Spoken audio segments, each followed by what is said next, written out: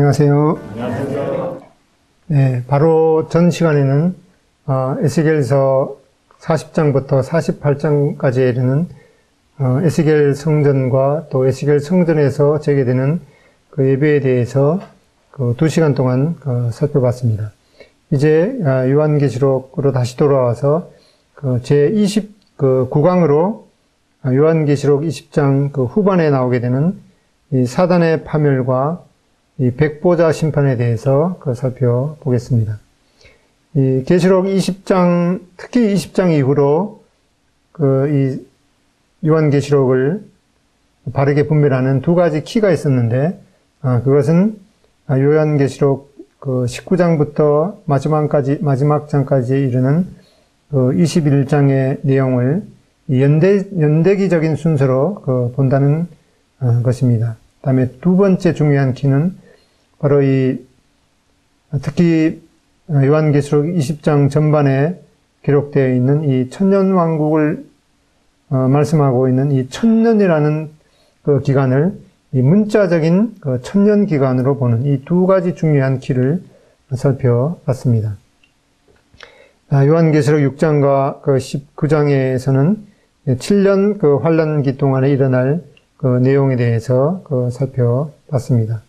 그리고 이 요한계시록 20장 1절로부터 7절까지는 주님께서 이제 재림하셔서 천년 동안 통치하게 될 그런 천년 왕국에 대해서 말씀하고 있는데, 그렇게 해서 이제 대환란이 바로 이 왕 메시아 그리스도의 재림으로 끝나게 되고, 주님께서는 성도들과 천사를 포함하는 이 하늘 군대를 이끌고 이 땅에 이제 감람산에 발이 닿게 되는 것을 살펴봤는데, 그렇게 해서 이 천년왕국 전에 주님께서 재림하시는 그런 요한계시록의 내용이 순서적으로 이렇게 나오게 되는데, 바로 그 순서 그대로 이 천년왕국 전에 주님께서 재림하신다는 그 내용을 요약해서 전천년 재림이라고 일컫는 것을 살펴봤습니다.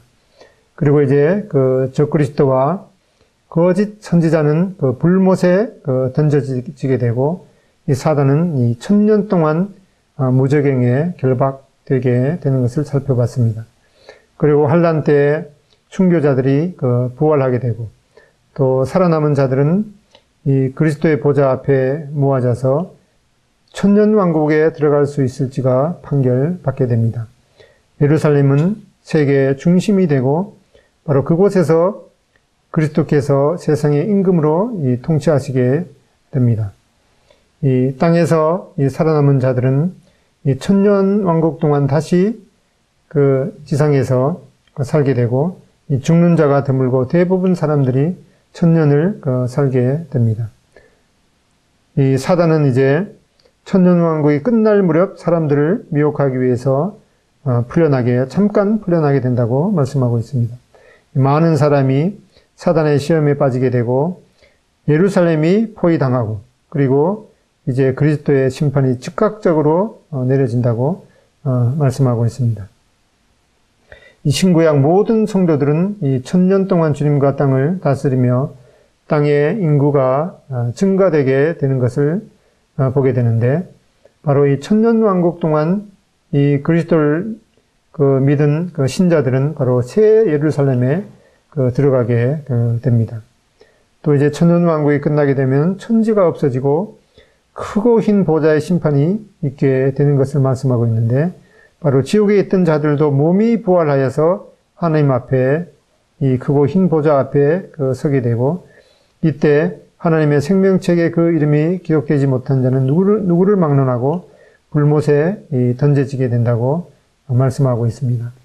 이제 모든 성도, 그리고 구약의 성도, 또 교회와 또 환란 시에 믿은 성도들, 그다음에 천년왕국 시대에 태어나서 믿은 사람들, 이런 모든 성도들이 이 그리스도와 함께 영원으로 들어가서 이 천상의 새 예루살렘에서 지내게 되는 그런 내용이 이제 요한계시록 21장과 이 마지막 22장까지 이어지게 됩니다. 이제 그 개략적인 그 내용을 다시 한번 이제 살펴보게 되면은 이제 7년 환란기 초에 이 고국의 이스라엘 침공이 있게 될 것을 에스겔서 38장과 39장에 거쳐서 보게 됩니다. 이때 연합군이 패망하게 되고 이제 이스라엘은 성전을 재건하게 되는 내용을 보게 됩니다. 그리고 이스라엘은 죽은 자들을 7개월간 매장하며 또 7년간 무기를 수확하게 된다고 에스겔서 39장에 말씀하고 있습니다. 그리고 이제 7년 환란기 끝 무렵에 이제 아마겟돈 전쟁이 있게 되고 또 바벨론의 영원한 멸망에 대해서 말씀하고 있습니다. 그리고 이제 주님께서 재림하셔서 이 땅에 천년왕국 성전, 즉 이스라엘 성전을 친히 건축하게 되시고 주 예수 그리스도의 영광이 재현되는 내용을 이 에스겔 성전을 통해서 에스겔서 40장, 48장에서 거쳐지는 내용을 살펴봤습니다. 그리고 이 천년왕국이 이제 끝나게 될 무렵에 이 땅의 사방 백성인 곡과 이 마곡의 미혹이 있게 되고 이 그리스도께서 즉각적으로 이들을 멸하시고 또 사단도 이제 불못에 던져지게 되는 내용을 볼 수가 있습니다. 이 성경에 나오는 여러 가지 심판에 대해서 개략적으로 살펴보면은 이 모든 사람들의 죄, 모든 세상 죄는 이 십자가에서 심판을 이미 받았습니다. 그리고 이제 교회 시대가 끝나고 나서 끝날 무렵에 모든 성도들이 이 하늘로 휴거가 되어서 이 성도들은 이 그리스도의 심판대 앞에서 이 신자들의 행위, 이 삶에 대해서 이 상급에 대한 심판을 받게 되는 심판이 있습니다. 그리고 세 번째로 살펴볼 이 유대인들을 위한 그런 심판을 보게 되면은 특별히 이 7년 동안의 대환란 동안 이 유대인들이 그들이 그리스도를 거절한 죄에 대해서 심판하는 그런 심판이 있게 되고, 그다음에 네 번째로 살펴볼 이 영광의 보좌에서 이 열방들을 이제 양과 염소로 구분하게 되는 그런 심판이 있게 되고, 그리고 이 천년왕국이 끝나고 이제 모든 불신자들이 몸이 부활해서 이 크고 흰 보좌, 하나님의 보좌 앞에서 심판을 받는, 그리고 그 심판대에서 이제 어린 양의 생명책에 그 이름이 기록되지 못한 자는 누구든지 불못에 던져지게 되는 이 불신자들을 위한 심판이 있는 이러한 여러 가지 심판들에 대해서 살펴볼 수가 있습니다. 이제 계시록 20장 7절로 이 8절에 보면은 이 사단 최후의 반역과 패망에 관한 그런 내용을 볼 수가 있는데, 천년이 참에 사단이 그 옥에서 놓여 땅에서 나와서 땅의 사방 백성 곧 곡과 마곡을 미혹하고 모아 싸움을 붙이리니 그 수가 바다의 모래와 같으리라. 여기 곡과 이 마곡에 대해서 살펴보면은 이 에스겔서 38장에서 보면은 이 마곡은 이 야벳의 둘째 이 아들인데 또 그들의 후손을 의미하기도 하죠. 야벳의 둘째 아들로서 북방에 이주하여서 이제 그 후손이나 지명으로 사용되고, 또 곡은 바로 마곡 땅의 통치자인 것을 말씀하고 있습니다. 여기에서 이제 이 곡은 이 하나님께 대한 반역과 이스라엘의 대적자였던 것을 에스겔 38장을 통해서 살펴보게 되는데, 여기에서는 이 땅의 가장 먼 지역들에 퍼져 있는 이 하나님의 적들을 가리키는 용어로 사용되고 있고, 여기에 곡과 마곡은 에스겔서 38장 사건과는 이 다른 시기에 발생하는 것임을 보게 됩니다. 그렇게 해서 에스겔서 38장 39절에 나오는 이 곡과 마곡의 침략과 또 요한계시록 20장 7절로 10절에서 말씀하고 있는 이 곡과 마곡의 그 사건의 그 비교를 살펴보면은 앞에서 살펴봤듯이 이 마곡은 이 야벳의 둘째 아들로서 북방에 이주하여서 이제 그 후손이나 지명으로 사용되고 곡은 이 마곡 땅의 이 왕인 것을 살펴봤습니다. 그리고 에스겔서 38장 39절에 있는 내용은 이 거대한 북방 세력의 이스라엘 침공을 보게 되고 이 마곡 땅의 곡, 이 마곡 땅에 있는 이 통치자인 곡이 침략하는 것이 였는데 요한계시록에서는 이 북방만이 아닌 이 땅의 사방 백성에서 침공을 해온다고 말씀하고 있습니다.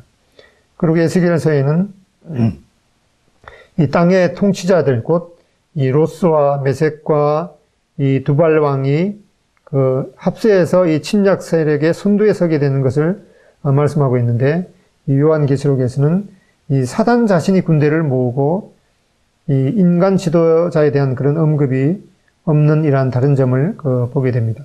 그리고 에스겔서에는 침략하게 된 그 목적이 이 물건을 겁탈하고 이 노력하기 위함을 말씀했는데 그렇게 해서 평화와 안정을 되찾은 백성을 공격하게 되는 이유였습니다. 반면에 계시록에서는 이 천년왕국의 수도를 공격하게 되는데 그 이스라엘 민족보다 훨씬 더 큰 무리인 이 성도들을 공격하게 되는 것을 말씀하고 있습니다.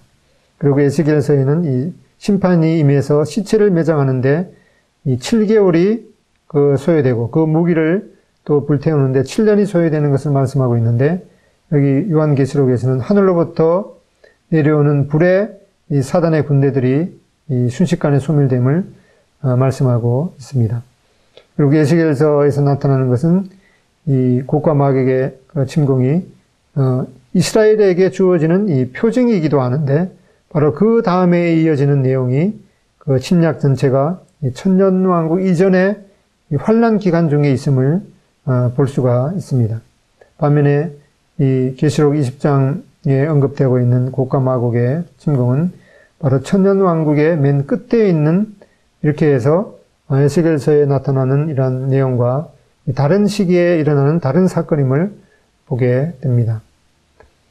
요한계시록 20장 9절에 보면은 그들이 지면에 널리 퍼져 성도들의 진과 사랑하는 성을 두르매 이렇게 말씀하고 있는데 이 의미를 이제 우리말 성경으로 다시 한번 살펴보면은 그들은 평온으로 돌아와 성도들의 진, 곧 사랑받는 도성을 에워쌌습니다. 이렇게 말씀하고 있는데 여기 사랑하시는 성이라는 그것은 이 천년왕국의 통치 본부가 되는 이스라엘의 이 지상 수도인 예루살렘을 가리키는 것으로 봅니다. 이 요한계시록 책에서는 이스라엘의 이 지상 수도 예루살렘은 한 번도 거명되지 않고 다만 이 거룩한 성 또는 큰 성으로 불렸고 오직 이 새 예루살렘이나 이 거룩한 성 새 예루살렘이라는 그 표현에서만 이 예루살렘이 사용되고 있는 것을 보게 됩니다. 20장 9절 후반절부터 10절에 보면은 이제 사단 최후의 반역과 패망을 보게 됩니다. 9절 후반절 하늘에서 불이 내려와 그들을 태워버리고 또 그들을 미혹하는 마귀가 불과 유황못에 던져지니 거기는 그 짐승과 거짓 선지자도 있어 세세토록 밤낮 괴로움을 받으리라. 이제 이 주님의 자리를 찬탈하려는 이 사단의 마지막 시도는 그들을 이 칼을 뽑기도 전에 하늘에서 불이 내려와서 저희를 소멸하고 라는 이 단순 명료한 사건 종결이 내려지게 되고 이 마귀의 속아 추종하는 자들도 그의 비참한 이 숙명에 동참하게 되는 것을 보게 됩니다. 주님께서 마태복음 25장 41절에 이 저주를 받은 자들아 나를 떠나 마귀와 그 사자들을 위하여 예비된 영영한 불에 들어가라 이렇게 말씀했던 그 말씀의 성취를 또한 보게 됩니다. 이 사단의 그런 그 활동을 이 도표를 통해서 살펴보면은 요한복음 12장 31절에 바로 주님께서도 이 사단을 이 세상의 임금이라고 언급하셨습니다. 이 사단은 속아서 교만하게 자신이 하나님이라고 주장했던 것을 이사야서 14장 14절에 볼 수가 있는데, 바로 에덴에서는 이 하와를 속이고 인류를 파멸로 몰아갔습니다. 전 시대를 거쳐서 이 무수한 사람들이 이 사단의 기만 때문에 고통당했던 것을 보게 됩니다. 바로 그 중에서도 특히 환난 중에는 이 사단이 자신의 능력이 어느 정도인지를 보여주었던 것을 살펴봤습니다. 환난의 후 3년 반 때 이 사단은 하늘에서 땅으로 쫓겨났고 이 1000년 동안 이 무저갱에 갇혔으며 결국 영원히 불모 속으로 던져지게 됩니다. 그곳에는 이제 이미 이 사단이 오기 전에 1000년 전에 이 불못으로 던져진 이 사단 자신의 대리자인 짐승과 거짓 선지자, 또 사단 자신이 이제 이 사단의 이 삼위일체가 바로 이제 영원한 불못에서 이 심판받게 되는 것을 보게 됩니다. 요한계시록 13장 4절에도 누가 이 짐승과 같으냐, 누가 능히 이와 더불어 싸우리요 하고 이 사단과 추종자들에 대한 능력에 대해서 이렇게 말했는데, 이 하나님을 흉내내는 이 사단 삼위일체의 최종적인 멸망을 이제 여기서 보고 있는 것입니다. 이 하나님을 대적했던 용과 또 그리스도를 대적했던 짐승과 또 성령을 대적했던 이 거짓 선지자, 이렇게 이 사단 삼위일체가 이 영원한 불못에 던져지게 되는 심판을 받게 되는 것을 보게 됩니다. 이제 계시록 20장 11절로 이 15절에 보면은 이 크고 흰 보좌, 바로 백보좌라고도 얘기하죠. 크고 흰 보좌에서 이 심판을 내리시는 모습을 보게 되는데, 또 내가 크고 흰 보좌와 그 위에 앉으신 이를 보니 땅과 하늘이 그 앞에서 피하여 간 데 없더라. 하나님께서 천지를 창조하실 때는 천지, 하늘과 땅을 이렇게 창조하셨는데, 이제 하나님께서 창조하신 땅이 이제 더럽혀진 하늘과 땅은 이제 하나님 앞에서 피어갈 때, 처음에는 하늘과 땅을 창조하셨는데 이제 하나님 앞에 사라질 때는 땅과 하늘이 그 앞에서 피하여 간 데 없더라, 이렇게 말씀하고 계시는 것을 보게 됩니다. 땅과 하늘이 그 앞에서 피하여 간 데 없더라. 바로 이 과학에서 얘기하는 이 블랙홀처럼 이 모든 것이 없는 것처럼 이렇게 사라져버리는 그런 내용을 보게 됩니다. 이 시간과 공간, 물질, 이 에너지는 이 한 덩어리의 우주를 구성하는 요소들인데, 이 물질을 구성하는 요소들이 풀어져서 이 물질적인 우주가 사라짐으로 시간도 중단되고 또 영원히 시작되게 되는 것을 말씀하고 있습니다.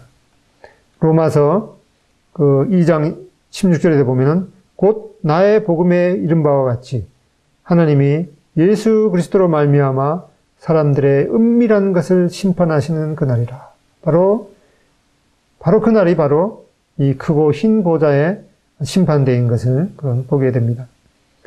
요한복음 5장 22절에 보면은 아버지께서 아무도 심판하지 아니하시고 심판을 다 아들에게 맡기셨으니, 바로 이 크고 흰 보좌의 심판대에는 바로 예수 그리스도께서 친히 앉게 되시는 것을 보게 됩니다. 또 디모데후서 4장 1절로 2절에 보면은 하나님 앞과 살아있는 자와 죽은 자를 심판하실 그리스도 예수 앞에서 그가 나타나실 곳과 그의 나라를 두고 엄히 명하노니 하는 말씀을 전파하라. 여기에서도 바로 이 심판대에 바로 심판장이 바로 예수 그리스도이신 것을 보게 됩니다. 마태복음 24장 35절에도 말씀하기를 천지는 없어질지언정 내 말은 없어지지 아니하리라. 이렇게 말씀하셨는데, 이 모든 사람이, 모든 죄인이 이제 크고 흰 보좌의 심판대 앞에서 심판받는 것은, 이것은 말씀에 이르는 것 같이 천지는 없어질지언정 이 하나님의 말씀은 없어지지 아니한다고 말씀하고 있습니다. 계시록 20장 12절에 또 내가 보니 죽은 자들이 큰 자나 작은 자나 그 보좌 앞에 서 있는데 책들이 펴 있고 또 다른 책이 펴졌으니 곧 생명책이라. 죽은 자들이 자기 행위를 따라 책들에 기록된 대로 심판을 받으니. 크고 흰 보좌의 심판대 앞에는 이제 이 책들이 있다고 하는데 두 가지 책이 있다고 말씀하죠. 행위를 따라 이 책들을, 이 행위를 기록한 책들이 한 사람의 태어나서부터 이 죽기까지의 이 말과 행동들, 심지어는 그 생각이 어떠했는지, 의도가 어떠했는지 그것도 다 기록되기 때문에 많은 책들에 대해서 말씀하고 있습니다. 그리고 또 한 가지 책이 있는데 그것은 이 생명책이 있다고 말씀하고 있습니다. 또 계시록 20장 13절로 14절에 보면은 바다가 그 가운데서 죽은 자들을 내주고 또 사망과 음부도 그 가운데서 죽은 자들을 내주매 각 사람이 자기의 행위대로 심판을 받고 사망과 음부도 불못에 던져지니 이것은 둘째 사망 곧 불못이라. 여기 보면은 이제 이 시신의 처리 방법과 무관하게 화장을 했던 또 그렇게 해서 그 화장한 가루를 강물이나 바다에다 던졌던 그 모든 어떻게 죽고 어떻게 시신을 처리했는지 상관없이 이 불신자의 몸이 그대로 부활하게 되는 것을 말씀하고 있습니다. 또한 이 노아 홍수 때 수장한 자들도 이 몸을 가지고 하나님 앞에 서게 된다는 것을 암시하고 있습니다. 바로 이 크고 흰 보좌의 심판대 앞에 서게 될 이 심판의 대상자들을 보면은 이 그리스도 바깥에서 죽은 자들, 또 하나님을 모르는 자들, 또 이 구원받지 못한 자들, 또 첫째 부활에 참여하지 못한 자들, 또 어린 양의 생명책에 그 이름이 농명되지 못한 자들, 이러한 모든 사람들이 이 크고 흰 이 보좌의 심판대 앞에 서게 되는 것을 보게 됩니다. 바로 그 어떤 사람이든지 간에 그 어린 양의 생명책에 농명되지 못한 자는 누구든지 불못에 던지게 된다고 말씀하고 있습니다. 그리고 이 인간은 죽음 이후에 어떻게 되는가에 따를 살펴보면 많은 사람들이 믿지 않는 많은 사람들이 죽음은 그뿐이라고 이렇게 말하고 있지만은 히브리서 9장 27절에는 한 번 죽는 것은 사람에게 정하신 것이요 그 후에는 심판이 있으리니 이것은 천지는 없어지되 결코 없어지지 아니하는 하나님의 말씀에 이렇게 언급하고 있습니다. 사람이 죽은 이후에 어떻게 되는가에 대해서 이 여러 부류에 따라서 이렇게 다른데 먼저 이 구약의 신자들이 죽을 때에는 죽어서 이 영혼은 이 낙원 또는 이 아브라함의 품에 안기게 된다고 말씀하고 있습니다. 이 사건은 이제 나사로의 죽음 사건을 통해서 볼 수가 있죠. 그 몸은 이제 무덤 속에 땅의 무덤 속에 묻히게 되는데 그리고 이제 그리스도께서 재림하시게 될 때 영혼과 몸이 합쳐져서 부활하게 됩니다. 그리고 구약의 이 신자들은 이 지상에서 상급 심판을 받게 되고 이제 영원한 종착지인 천국에 이르게 됩니다. 그리고 특히 우리와 같은 이 신약 시대의 이 그리스도인들은 죽을 때 영혼은 이 그리스도와 함께 거하게 된다고 말씀하고 있습니다. 그리고 이 몸은 이제 땅의 무덤 속에 묻혀서 이제 썩게 되겠죠. 그렇지만 이제 주님께서 공중에 오실 때 이 모든 그리스도인들이 이 영혼과 몸이 이제 부활해서 주님을 공중에서 맞이하게 될 것입니다. 그리고 이제 하늘에서 이 그리스도의 심판대 앞에서 이 상급 심판을 받게 되고 이 영원한 천국에 들어가게 될 것입니다. 그리고 이 환란기의 그 신자들은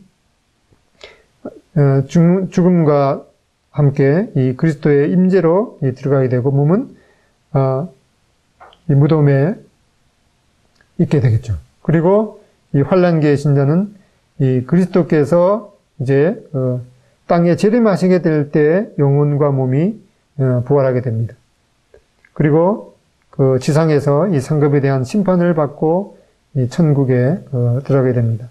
그리고 이 모든 이 불신자들은 이제 죽을 때 그 영혼이 그 음부에서 이 고통을 받게 된다고 말씀하고 있습니다.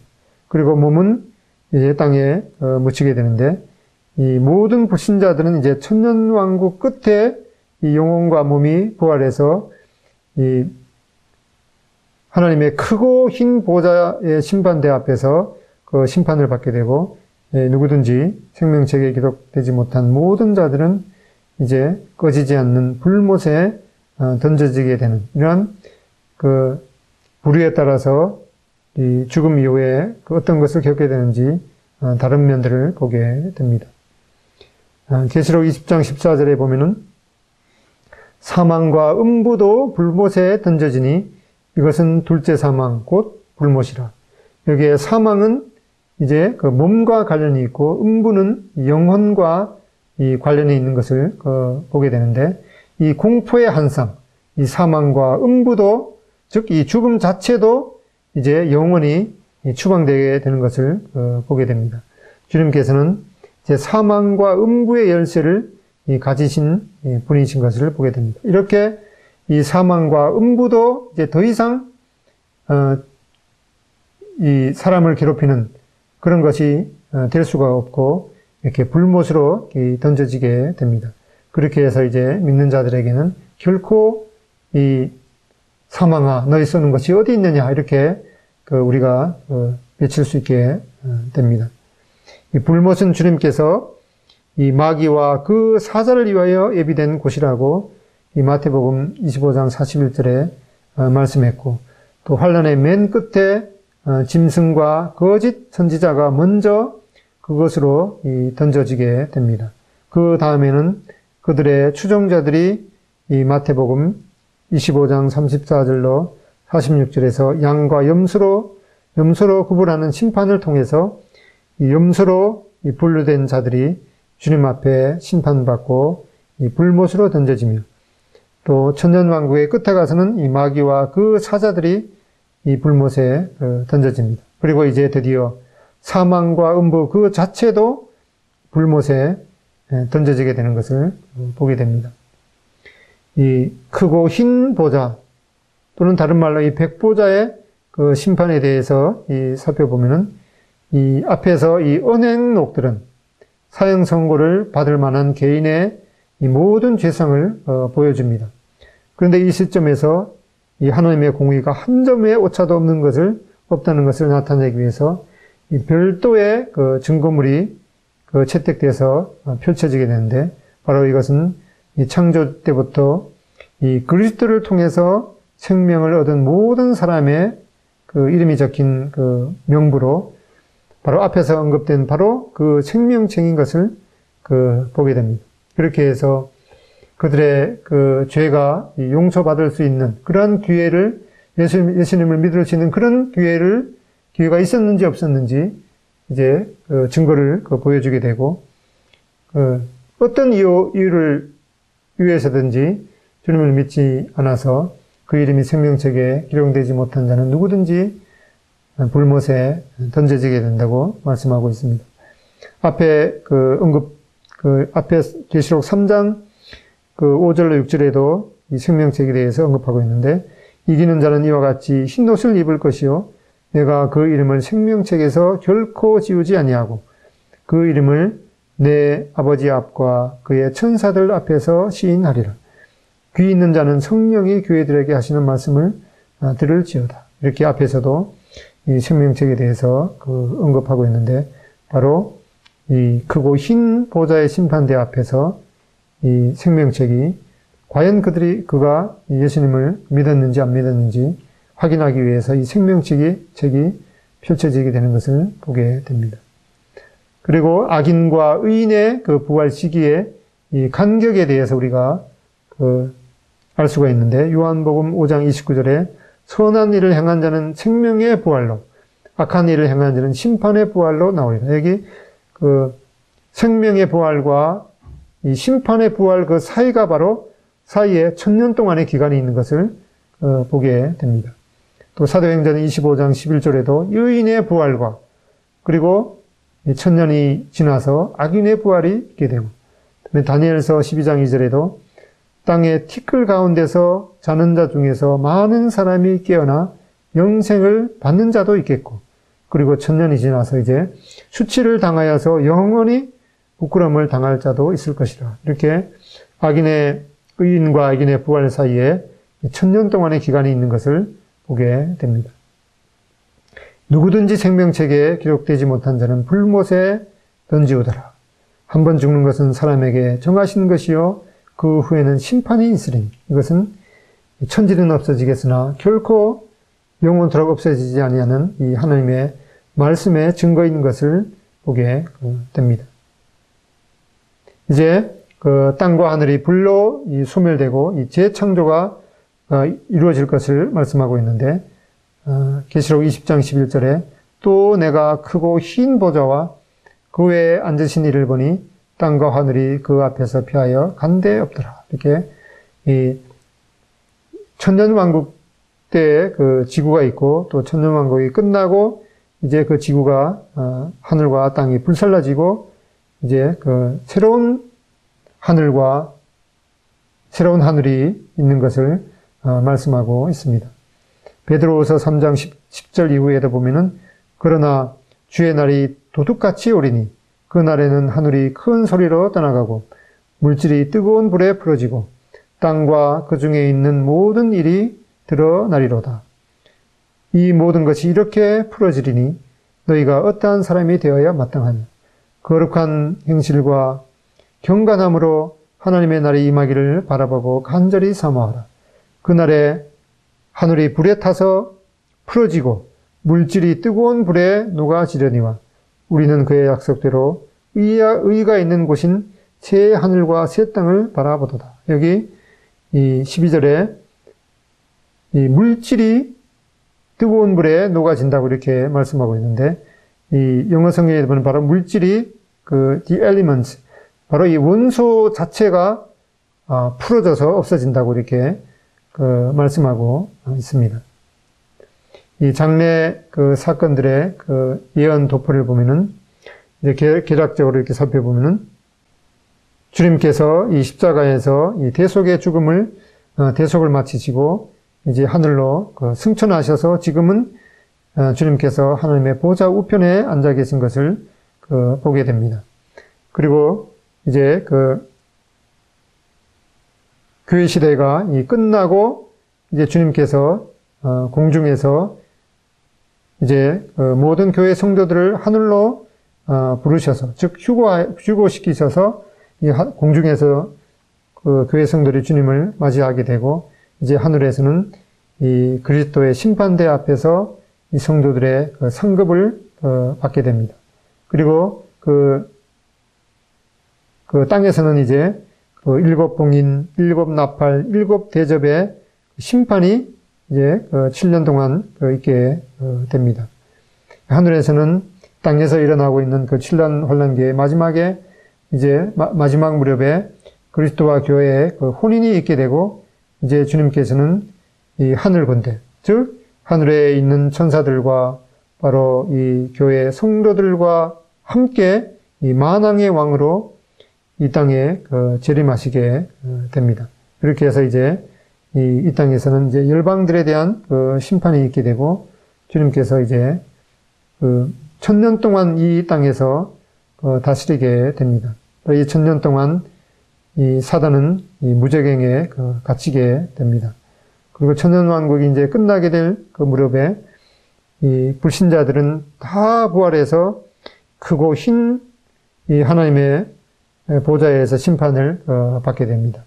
바로 그때 거기서 누구든지 이 어린 양의 생명책에 기록되지 못한 자는 이 불못에 던져지게 되고, 이제 새 하늘과 이 새 땅이 있게 되어서 또 하늘에서는 이제 새 예루살렘 성이 내려와서 모든 성도들이 그곳에 거하는 것을 말씀하고 있습니다. 이 나의 이름은 그 생명책에 기록이 되어 있는가?